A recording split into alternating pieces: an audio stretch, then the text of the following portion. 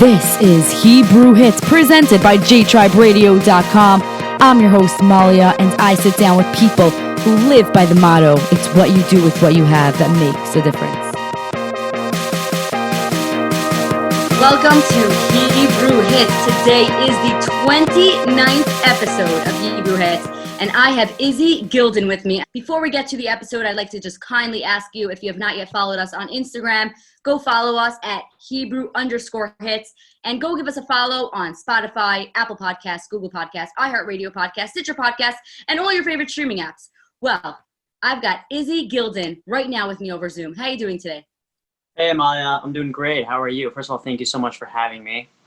I'm such a big fan of your Instagram page and of what you're doing. And I really appreciate you interviewing all these Jewish artists and people who are putting out content. And I think it's a lane that really needed to be filled. And I really appreciate you doing it. So thank you for having me. Well, thank you. It's a pleasure having you on the show, and I'm so excited you're here. So tell me a little bit about yourself and where you come from. Okay, so my name is Izzy Golden. I was born and raised in Toronto. I live in Crown Heights now, and I write music. I do sort of acoustic, folky, singer-songwritery type of stuff. And yeah, what would you like to know? How did you get to Crown Heights? How did I get to Crown Heights? Okay, so I got to Crown Heights because I was living in Toronto and I was making music in the downtown music scene there. I was playing open mics. I was doing these featured events through the open mics. I was able to get some gigs in the dive bar scene. And I really wanted to be around Jewish musicians who were a little bit, out of the mainstream Jewish music. And sort of making English songs and singer-songwritery type of stuff, but who are also religious. And New York, specifically Crown Heights, very much has that scene with the artists who are here. And I wanted to be in it. I wanted to be a part of it. And so I, set my mind on Crown Heights. I found an apartment. I thankfully lived with some other really great musicians. And yeah, that's how I got to Crown Heights. Have you always been into music since a young kid? Yeah, I didn't start playing guitar until I was 20. I was kind of a late bloomer as far as musicianship goes, but I always sang. My family was very musical, thankfully. My father was a musician. And, we would always sing at the Shabbos table, and I would always harmonize, and that I've always been doing. When people ask me, when did you start singing? I don't actually know. I don't ever remember not singing. But as far as playing music, I was around 20 when I first picked up a guitar and decided, I'm going to learn how to figure this thing out and really put some time into it. So if you were able to do it at age 20, then there's nothing stopping anybody else who wants to try at whatever age they're at. No, there's nothing stopping anyone from doing anything. If you're really, really passionate about it and it's really important for you, then go for it. Yeah, just take the time. And put in the work, and you'll see the results. So tell me a little bit about your background. What about your background has influenced the type of music that you do create? Well, most of my songs are about events that have happened in my life. And I try to incorporate that in my music. Like I said, growing up, my father was a musician, and I just released this song, Your Eyes, which is about me visiting him in a nursing home. And when he was diagnosed with Parkinson's disease and dementia when I was really, really young. And growing up, that's kind of what I always knew. That's the man that I knew, even though as a really young kid, I remember him being healthy. But, around the age of 10, 11, 12, when I really started to think for myself, that's kind of when he was getting worse and worse. And so later on, when he was moved to a long-term facility, I would go and visit him and I would play guitar for him. And the song that I just released, Your Eyes, is about those experiences, about me wanting to connect to him. And so I try to incorporate the songs that I write to be very specifically about my own personal life. So tell me about how it was growing up in a house where your father did have Parkinson's. I know that you were talking to me about your bar mitzvah. So what happened when you were putting on tefillin? Oh yeah. So I remember when kids, you know, first start putting on tefillin, right? Their father comes and like everyone does the whole thing, and their father helps them put their tefillin on for them. It's like this big event. It's 30 days before your bar mitzvah, and like there's a whole party thing going on, and at least that's what they did in my school. Mm-hmm. Because all the sixth, seventh, and eighth graders would be at Shachris every day, and so I remember by my bar mitzvah, it was the opposite. I had to put tefillin on my father for him, and I remember feeling like so embarrassed about it, and yeah, I mean, thinking back to it, like I wish that I had a little bit more respect, and I wish that I had, you know, really appreciated the fact that I could help somebody, you know, with this mitzvah of putting on tefillin. And I wish that I wasn't so selfish about it. Instead of being like, oh, this is my day. Like I should have really appreciated the fact that I have this opportunity to really help someone put on tefillin. But yeah, there was always like that was one of my craziest memories of growing up, is like that reality of like, you know, my life is different than most other kids my age because of this. Were you open to your friends? Did your friends know what was going on, or in your family, Yeah. or you just were quiet? I mean, the whole community because the whole community knew, because my father was very active in the community, because he was like the Toronto musician. Like he led our choir when we were like when we were in school. He was the choir leader, and so like as his illness is getting worse and worse, he's still doing all these gigs. He's still leading the choir even though his hands are really shaky, or like his walking and his gait is like is he's stumbling over himself with all his equipment, his keyboard, his speakers, like everything.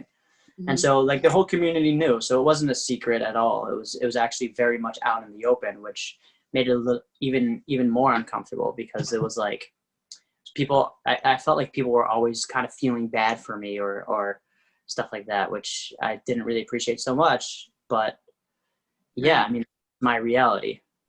You probably never knew, like, was this person just being nice to me because they really wanted to be nice, or because they felt bad and they were just like, let me just be nice to this kid.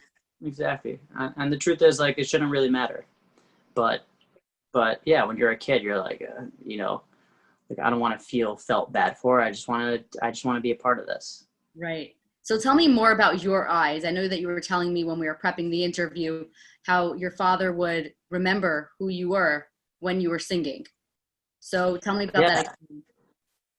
So that was always the mind-blowing thing about music and dementia, is that with dementia, you like these patients, it's so like, a lot of times I would be in front of him and I wouldn't know if he recognized me, and there was no dialogue, there was no conversation. His voice was so quiet because he was so weak that even if he would talk, I would have no idea what he was saying.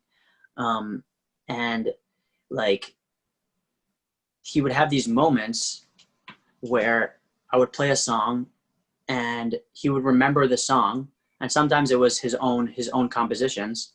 And he would remember the song and like start singing along to it, and like through that there was like this train of memory. It was kind of as if like there's like this black cloud that was just kind of like being revealed, and like there he was. And then we would have almost a normal dialogue, a normal conversation, as if the dementia didn't exist. And, you know, these were very rare moments, but they happened. And it always blew my mind that music has that ability and that power to do something like that. And yeah, in the song Your Eyes, there's a line that goes, and through the dark you'll hear that song that climbs through your confused mind. Do you remember me? And that line is like, through the dark you'll hear that song that climbs through your confused mind. Like I can't even imagine how confusing and difficult it must be to be a dementia patient, where you have no idea like what's going on, or who you're in front of. And then all of a sudden there's like this piece of music that your brain connects to. And then like, here I am, there's this person in front of you. And so in the line in the song, it's okay, so now that I'm here, do you remember me? And yeah, that's what that song Your Eyes was written about. Wow.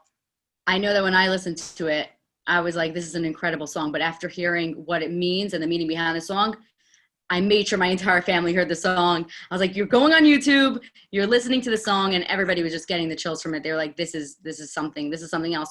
So you told me also that you actually wrote the song a few years ago. So tell me about why you waited so long to come out with it, and what was the reaction once you did come out with the song? Yeah, that's a great question. I had written it while my father was still alive. I mean, I had the bits and pieces together. My father passed away about 3 years ago. Hanukkah will be 3 years. And like it was such a difficult song for me to write. And it was such a difficult, and it was even more difficult for me to sing, especially in public, because I used to always get like choked up when I would sing it. And I just like, I felt like it was so intense and so deeply personal that I just like, every time I would sing it, it felt like I was just cutting myself open and just bleeding this song out. And I just I didn't want that feeling, and I didn't like that feeling. And I like when music kind of brings you up and makes you happy. And I didn't really like the way this song made me feel. And so I tried not to perform it, even though I knew that like this was me and this was my reality. And this is a song that's deeply personal about what was going on in my life and how I felt about it. And I performed it on stage in an open mic in the East Village. And usually when I perform at an open mic, people come up to me and they're like, oh, you know, your voice was so good, or like, or they'll say like other compliments, like great guitar playing, and you're not really sure if like they're sincere or not, but you're always thankful for it. But when people come up to you after you play a song and they say stuff like, oh my goodness, like my parents, you know, my mom had dementia, and like that song moved me so much, and I totally understand what you're saying. And I think tomorrow I'm going to go visit her because you played that song. Or when someone says like, oh my goodness, this reminds me of my grandmother and you moved me so much. Thank you for playing that song. You realize that it's more than just getting up on stage, performing and trying to like get as much honor and pride in your vocal ability or your guitar playing ability. There's something else at play here, something that's important, something that makes people feel, something that makes people act. And when someone says thank you for playing a song that you wrote, you realize that this is just more important than how this song makes you feel. This is something that relates to so many other people who have shared this experience that no one really talks about, and people seem to kind of brush under everything. And so like I just never wanted to put it out there.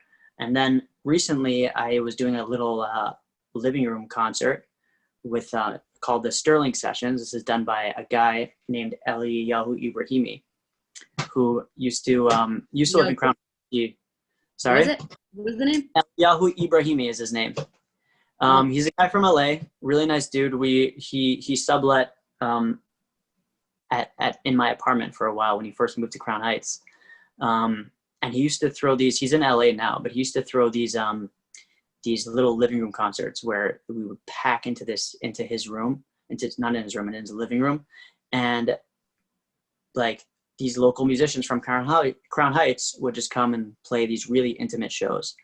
And when I played this song at that show, I got a similar reaction, as I said before, where people just came up and they were like thanking me, and people were crying, and like, and I was like, and someone said, you know, this song is so important, you need to release it. You need to put it out into the world. And I made it after that performance. And that was only the second time I'd ever performed it in public. The first time was that time in the open mic. And so after hearing that, I said, you know what, like, as much as it pains me to sing this song, and as much as it brings back like this whole period of my life that I'm no longer in anymore, that I've kind of, you know, grown from and moved on from, this is you know, such an important song, and I'm gonna do it. And I got it recorded, I got it mixed, I got it mastered, I had it finished, and I sat on it for another few months before I was like, you know what, I'm putting it out. Done. It's going out there. So how do you feel now that it's out? I feel relieved. I feel like I feel relieved. Like I it's feel like do you feel like you're able to move on? Like this was your final step? yeah. This was the final step of this song's life. I mean, obviously, I'll probably perform it a bunch. But but it when you say you release a song, I never thought that it would be this kind of release where it literally feels like I took something that was like bothering me inside and just literally got it out of me. Even though Um, it got it out of you a while ago, what, 3 years ago, but now that it's released, you feel like, okay, it's out there. okay, exactly. It's kind of like when you have a thought in your head and you write it down and it's out of your head and now it's on paper. It's just like that good feeling of okay, now it has a place to live. Yeah. Um, that's not in my head, that's not in my heart. Now it has a place to live. That's kind of how it feels. So I feel relieved. I feel like it was a real release. Wow. I'm so happy that you did release it because it definitely will help and inspire so many people. Random question. I know it's you Yeah. you the song Brown Eyes meets Green Eyes. You know how you say Yeah. the so do you have brown eyes? Your father has green eyes, or did you just use different The opposite. I have green eyes. My father has brown eyes. I don't know if you can see from here, but blue green? Oh yeah, I have green eyes. oh, nice. I have the biggest green eyes. Yeah, I have like big green eyes. So I couldn't tell if yours was brown, but I wasn't sure if like you just chose colors just because of the song or those are the actual color of the eyes. Right. Those. Yeah. My father's eyes are brown or were brown. Yeah. And Every single detail is taken care of in your song, even the eye color. exactly. Exactly. Wow. So Izzy, tell me, when did you create this song, and what is the meaning of the song? So I created the song in 2016. It must have been in May because it was like right after Pesach that I was decided to move from Toronto to New York. Um, and the reason for that move is, as I said earlier in the interview, I really wanted to be around, Jewish religious musicians who were making music in a cool scene and in a good environment. Um, and I had been in Toronto, sort of helping out at home with my father at the time, and he had moved to the nursing home. And although I was visiting him in the nursing home, it's not like I was doing much to really help him, other than sort of visiting, a few times a week. And I felt like he was in good hands at the home, and I felt like it was time for me to move on and kind of you know take care of me, be my own person. And I had moved to New York to sort of pursue this music thing. And Miles and Miles is about leaving all my friends, my father, my mother, um, the whole world of Toronto behind. And the verses, all these streetlights and stop signs and miles and miles and miles away from you, they'll never keep us apart. Meaning, like, I'll be back. Like, I'm not, even though I'm going there to do this thing, I'm still like, I'll be back. I'll come visit. We're not apart, even though there's all these streetlights and stop signs and miles and miles and miles away from you. And so that's what that song was written about. And that was actually written. I did one final show at this cafe called the Free Times Cafe that I used to play all the time. That was like my spot. I would do shows there all the time. And I wrote that song. I decided, like, that night, my final show, I'm going to write a song like in honor of this show. And I remember I had like the vibe that I wanted, like that Four on the Floor, sort of like Mumford and Sonsy type of vibe of like dun dun dun dun dun dun, dun, which is what this song, the whole backbeat of the song is based off of that. And I remember I like, it was a few hours before the show and I really didn't have the song at all. I had like a few things put together, but not really. And I recorded it into my voice notes on my iPhone.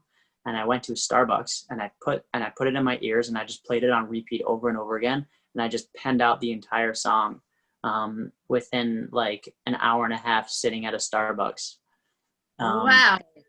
Yeah. And then I performed at night for the first time. And how did that go? It went really well.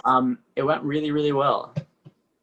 That's amazing. Thankfully, I was with some good musicians who were able to kind of catch on really quickly.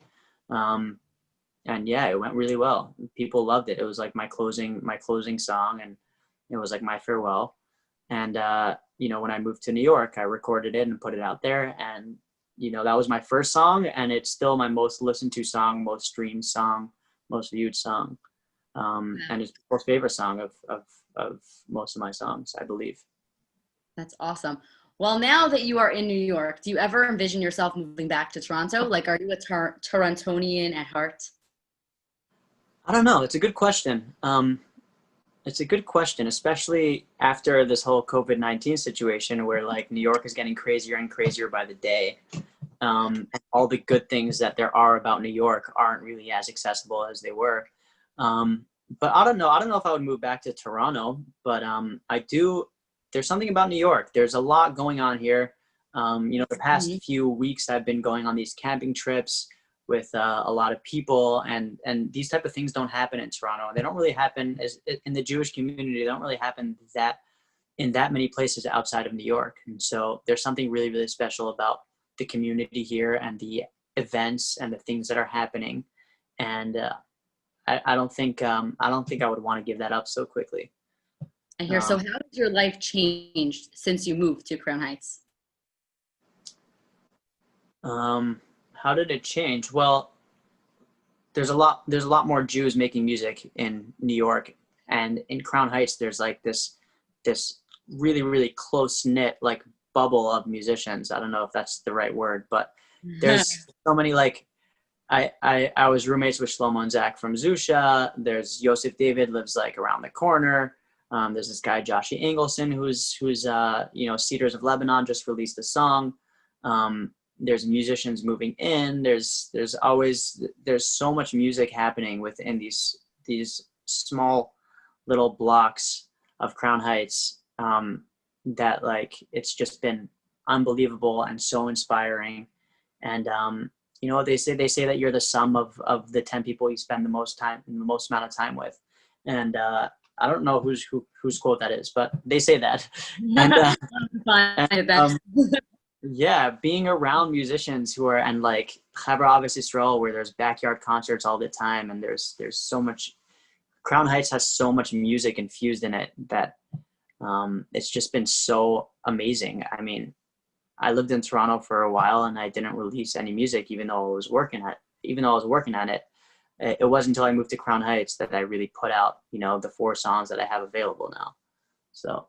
Wow, it sounds like it's a little mini spot over there in Crown Heights. I haven't really been to Crown Heights that much, but is that like what it is, similar to Spot? Yeah, I think it's very different than Spot. But yeah, sort of. I guess in the sense that like there's so many artists and musicians making things happen. Yeah, that's what I'm talking about. It seems like everyone's just like, I'm saying like everyone's all together and everyone's singing and concerts happening a lot. That's what it sounds like.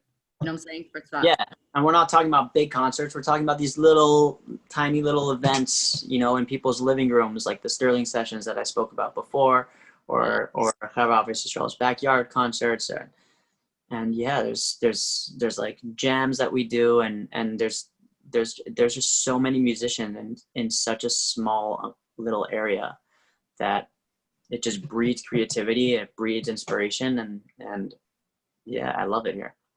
So Izzy, would you mind sharing when you wrote this song? The Road.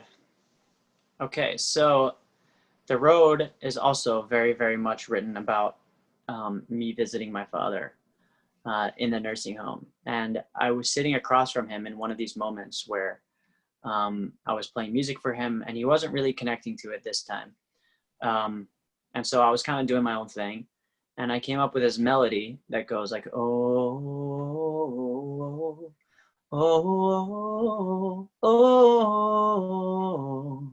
And I was just kind of singing it over and over and over again. And I didn't really know what to do with it. I came home that day and I was in a songwriting program where we were required to come up with a song. And I was with my friend Aiden in his grandmother's basement. And I had to come up with a song for my assignment the next morning. I didn't have anything. And so I just written this melody and I was like, oh, maybe I can come up with words for it. But like, there was no words that really fit it. And I felt like words would kind of mess it up. And so I just kind of kept that melody as like a wordless melody. and I just came up with verses around it, sitting in my friend Aiden's grandmother's basement, and we just kind of like wrote this thing out, and showed up to my songwriting class the next morning and presented it as the chorus was the oh oh oh part, and these were the lyrics. And the song is about wanting my father to know that like there's still hope in every single dire situation. There's still forward motion. There's still, you know, like even in the worst situation, there's still places to move forward. You can still keep moving. You can still keep driving. And it's a metaphor of a road. You know, like you don't have to look at what's behind you and what's in the past. You can just keep moving. And like if you have a destination in mind, then keep driving on that. Don't look back. Keep driving, which is what I repeat at the end of the song. On top of that oh whoa whoa part is I go, don't look back, keep driving, don't look back, keep driving. And so yeah, that's what the road is about. So I know that you told me you were going to you had a release date for the song, and then you weren't sure if you were going to release it. You want to? Yeah. So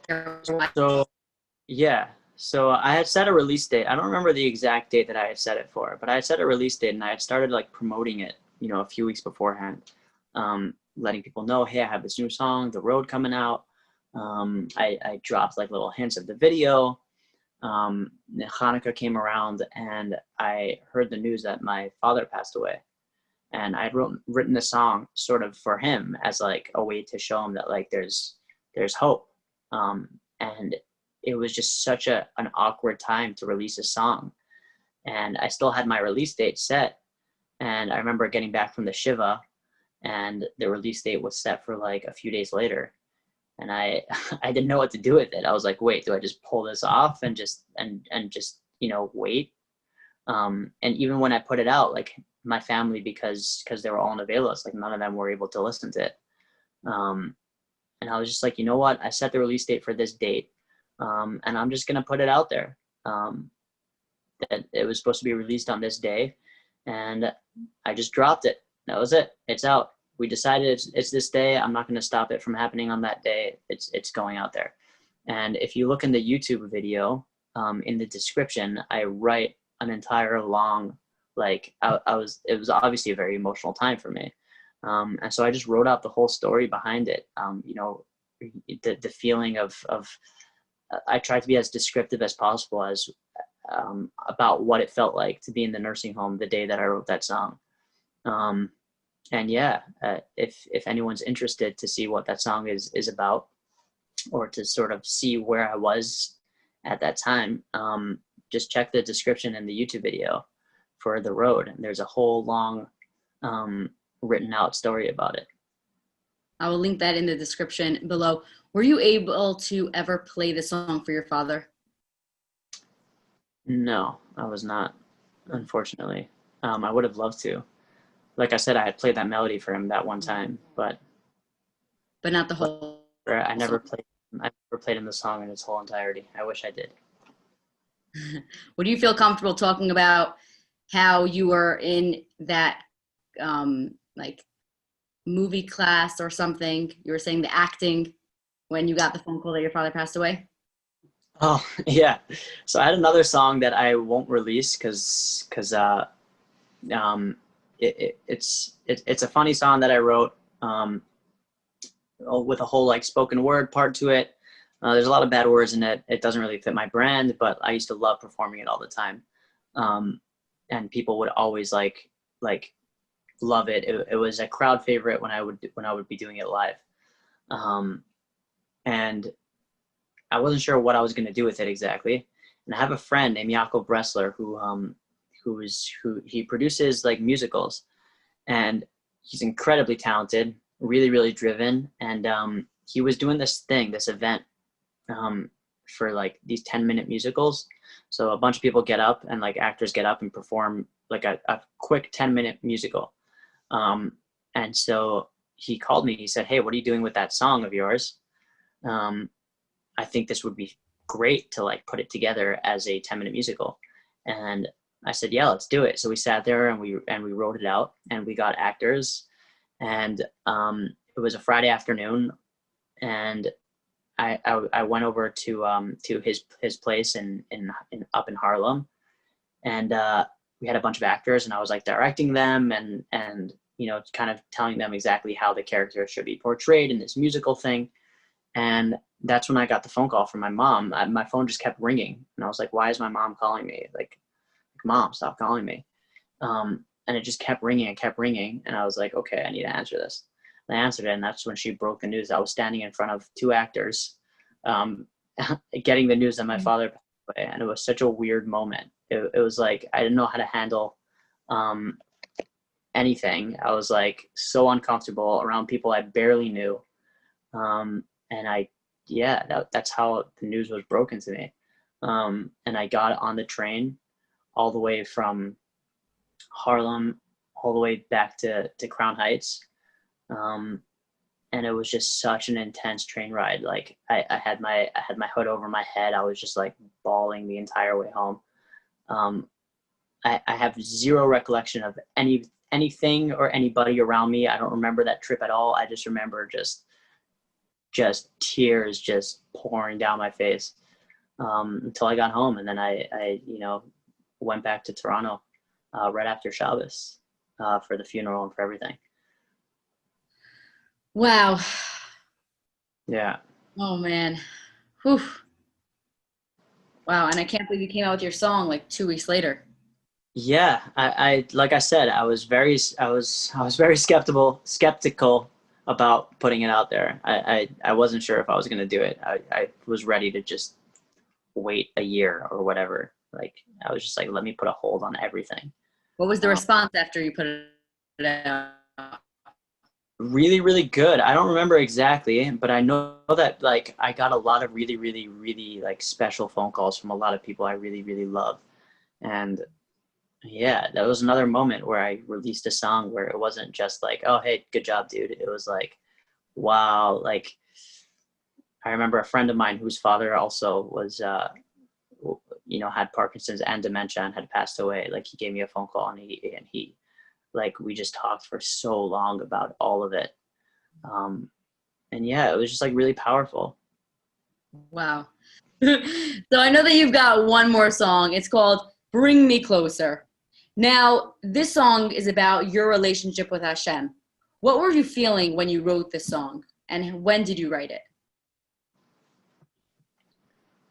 I wrote it. I was living in Toronto in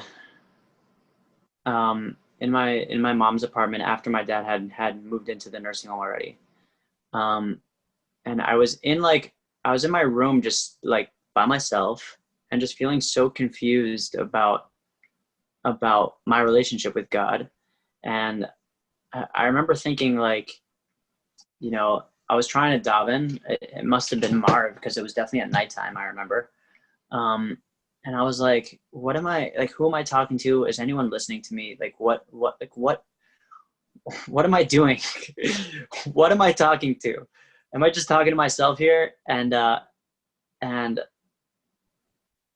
in the lyrics, it's like, if I'm alone in my own bedroom, then why do I feel down to my bones like I'm so far from home? And the song is Bring Me Closer. The chorus is just bring me closer to you. So like I'm sitting here, I'm pretending to daven or whatever it is that I'm doing, and I'm not connecting. So if there is some sort of relationship here, then can you please like do something, because you are God, to bring me closer to you, because I'm really trying here and I'm not feeling anything. And the opening line, the opening lyric is literally Hashem sefasai tiftach, ufi agiti lasecha. I say, open up my lips and let my mouth sing instead of speak only of your praise. And yeah, I was just feeling so in such a weird place, like in limbo, like so many years had passed by.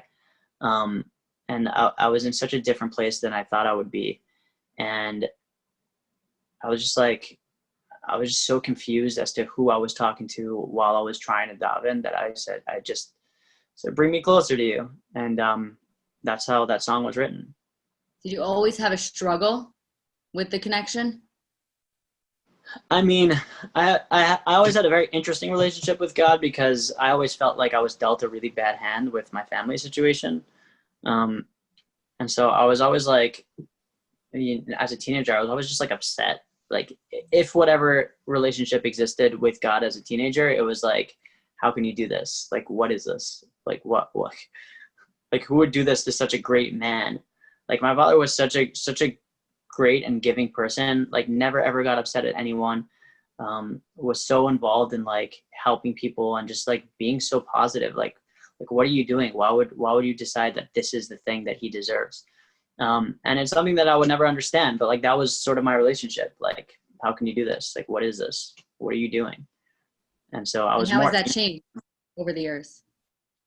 I'm not sure that it has. Um, I'm not sure that it has because those things still happen to that person. Right. Um, and so I'm still a little bit confused about it. Um, I try to think about like what are the good things that came about it. You know, obviously my life is the way it is, and I'm super happy with my life. And obviously my life is the way it is, and because of all the things that have happened up until this point. And so I can't possibly complain, and I'm so blessed with everything that I have. Um, my ability to be patient, um, and to not get upset at certain things definitely stems from my experiences with my father. Um, and so like I'm super grateful for how I am. I like anybody who knows me can say that I very rarely get upset or impatient or aggravated. I'm pretty even keel and pretty calm, and I think that very very much has to do with everything that has happened to me in my life. um, and so yeah, for that I can only be grateful for it. um, but I don't think that the confusion of why bad things happen to good people has ever left. Um, I will never know that answer. I don't. I don't have any answers for you. I'm just. I don't know. Nobody does. Right. Nobody does. Has your father ever created his own music? And if so, Yes. can you find it anywhere? Yeah. My father actually has written so many songs. There was actually an album called Hari Yehuda that was put out in 2009, of just my father's compositions, and a bunch of really famous Jewish singers have sung on them on that album. And you can find it if you just search Yehuda Gilden on Spotify. It will probably come up on YouTube also, um, and search up the album Hari Yehuda.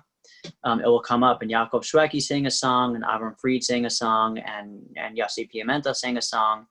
Um, A.B. Rottenberg, Shlomo Simcha, Baruch Levine, like a lot of the really, really big Jewish artists have all sang songs. And my father, whenever these guys used to come into Toronto, my father would always be, playing music with them. He had a choir called the Eitz Chaim Boys Choir that when they would come and do concerts, the choir would be the ones to back them up. And my father was almost always playing keys or leading the orchestra in some sort of way. And so they've all like encountered my father at some point in their careers when they came through Toronto. Um, and so yeah, when the community of Toronto, where there's a lot of musicians, A.B. Rottenberg, Shlomo Simcha, to name just two of them. There's so many great musicians in Toronto. When they decided and David Kersner, when they decided to put this project together, thankfully, all these musicians who had been around my father when they came through Toronto were willing to do him the solid and sing his songs and put it out in the world. Wow. Did you ever were you ever in his choirs? Yeah, I was. That's I was in his awesome. choirs. Yeah, he was a good choir leader. So I know that you said that when you turned bar mitzvah, going back a little bit, you had to put the tefillin on him. How long was he able to play keyboard for? Um, I think that might have been his last. I think that might have been his last year when I was 13. I think that might have been his last year, like playing. I mean, he really shouldn't have been doing it. I think he just loved it too much to give it up. Um, Good, he didn't, yeah, right? I think so. Yeah. Yeah. I mean, at some point, like his skills weren't there anymore. He just couldn't do it physically. He wasn't able to do it anymore. and like he really pushed himself to do it. I remember like I can still see it in my head right now. Like I can still remember, I could visualize moments of him holding his keyboard or his massive speakers and like stumbling across the room to like set them up. And like, he wouldn't let people help him. He would just carry them himself. Wow.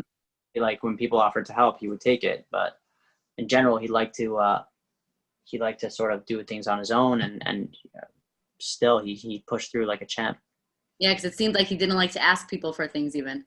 Like he didn't want Definitely. to help people. He didn't No, want or ask anyone. If people offered to help, he would take it, but very rarely would he ask anyone for anything. So now about your music. I know that you write music, you compose music.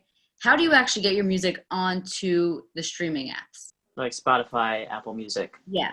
If somebody would want to, this is for somebody who actually wants to become a musician, but has no idea how to get their music on the streaming apps. How would they do that? Okay. So just like if you were to have a product that you want to sell at Walmart, you can't just walk into Walmart and say, um, here's this thing that I made. Can you put it on your shelf? Walmart has contracts with distribution companies that you generally have to work through in order to get your stuff on their shelves.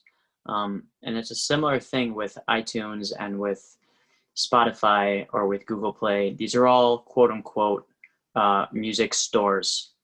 And in order to get on there, you have to do it through a distribution company. And there's a list of distribution companies. There's DistroKid, and there's TuneCore, and there's CD Baby. And there's all these different reasons why each one is better than the other. Some of them you pay like a yearly fee for unlimited songs to upload to their service, and they'll put it onto Spotify for you. Most of them will collect the royalties that you make from your streaming for you. And the difference between them, there's a guy online. His name is Ari Herstand, and he's like my Rebbe when it comes to music business. And he has like a full comprehensive breakdown of the pros and cons of each digital distribution company, as they're called. The difference between DistroKid, the difference between CD Baby, the difference between TuneCore, all these digital distribution companies, and why you should choose which one. Well, actually, he doesn't say why you should choose this one. He just gives his honest pros and cons to each one. And every single one of them are different. Every single one of them has good things. Every single one of them has bad things. So there's none of them that are better than the other. There's just whatever it is that you're looking for, you can find in each of them. And Ari Herstand is not paying me to say this, but if you go onto his website or just Google which digital distribution company should I use, it's called Ari's Take, will probably be the first thing to pop up. And he gives like a full breakdown of which one you should use, not which one you should use, what the difference between all of them are, and what the pros and cons of using any of them are. That's awesome. So which one did you choose? So for my first 3 songs, I did CD Baby. Cool name, CD Baby. Yeah, but apparently that was like the original like one. That was like one of the first. For this last one, I used DistroKid. And the reason I did that is because I've been having a little bit of issues with sort of keeping track of the royalty collection. And I know that DistroKid is a little bit better at sort of presenting exactly what you're owed and showing it to you in their online streaming site. And in addition, CD Baby charges you per upload, and I plan on releasing a lot of music in the next year. And DistroKid is a 1 year fee. So what you're paying for each song to put up on CD Baby, you only pay that once a year. And if you have a lot of music coming out, then I felt like financially it was more worth it. So that's why I used DistroKid for this last song. But for the first 3 songs, I used CD Baby. Okay, that's awesome. Good to know. And good for our listeners to know too if they want to put out some music. So before we go, is there anything that you'd like to say before we go? Anything I'd like to say? First of all, thank you so much for having me on. Malya, this has been really, really great, and I really appreciate you doing this. And as I said at the beginning, I really appreciate you giving this platform to all of the artists who have been on and who will be on. And I believe that this format is perfect for what we need in the Jewish community for Jewish artists. And I think that it's so authentic, it's so real, and I think that your page is only going to grow bigger. Your influence is only going to go bigger, and I'm so honored to have been on here. And thank you so much for everything. Thank you for your kind words and your like. I love that. I love just positive feedback and just positive words. It means so much. So thank you for that. Thank you. That was Izzy Golden. That was the 29th episode of Hebrew Hits. Thank you so much again, Izzy, for being here. All of Izzy's links are in the description below. Make sure to go check them out. Subscribe to his YouTube channel. Let's get into it.